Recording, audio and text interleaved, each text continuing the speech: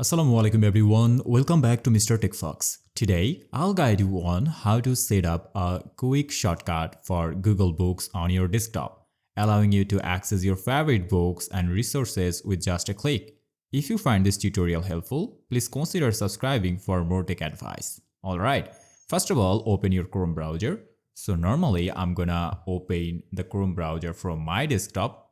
I'm gonna search on the address bar, startup menu bar, Chrome, and here you have to type on the address bar books.google.com.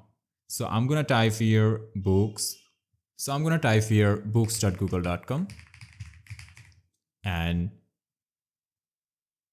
after then I'm gonna press on enter. And now you will see an interface like this. Normally you have to click on the top right corner of the three dot icon.